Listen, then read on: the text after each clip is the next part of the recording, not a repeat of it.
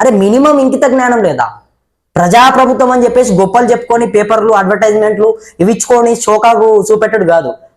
ప్రజాప్రభుత్వం అంటే ఎవరికి సమస్యలు రాకుండా, ప్రజాప్రభుత్వం అంటే ప్రజలు ఇబ్బందులు పడకుండా, ప్రజల కంట్లో కన్నీళ్లు కారకుండా ఎప్పుడైతే మీరు చూస్తారో, ఎప్పుడైతే చేస్తారో అప్పుడే మీది ప్రజాప్రభుత్వం అవుతుంది. ఏదో అస్తమానం డప్పు కొట్టుకుంటా భజన ఛానళ్ళు పెట్టుకొని వాళ్ళకు ముళ్ళెలు పంపించుకుంటా వాళ్ళతోని ప్రజాప్రభుత్వం అని చెప్పేసి చెప్పుకుంటే ప్రజాప్రభుత్వం కాదు. రేవంత్ రెడ్డి గారు గుర్తుపెట్టుకోండి మీరు. ఇవాళ అవుట్ సోర్సింగ్ ఉద్యోగులు నానా రకాలుగా వాళ్ళు ఇబ్బందులు పడతా ఉన్నారు. అరే వాళ్ళ జీతం వాళ్ళకి ఇవ్వడానికి మీకేంది నొప్పి? 6-7 నెలలుగా జీతాలు ఎందుకు ఇవ్వట్లేదు?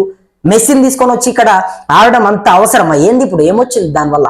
150 కోట్ల రూపాయలు అంటే ఇక్కడ వీళ్ళు చచ్చిపోతే కూడా మీకు కనీసం చీమ కుట్టినట్టుగా కాదు, మెస్సిని తీసుకొని వచ్చి ఆటలు ఆడతారా?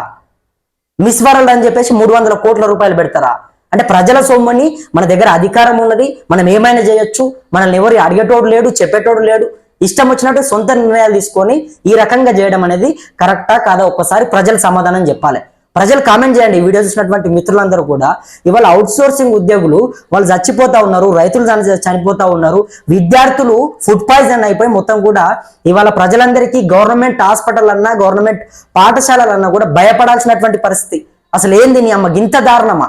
గవర్నమెంట్ ఆసుపత్రికి వెళ్ళాలంటే కూడా ఎవరు వెళ్ళట్లేదు. 10 రూపాయలు అప్పైనా సరే ప్రైవేటు దవాఖానకు పోయి చూపెట్టుకొని వస్తాం, కానీ ఈ గవర్నమెంట్ ఆసుపత్రికి పోమని చెప్తా ఉన్నారు.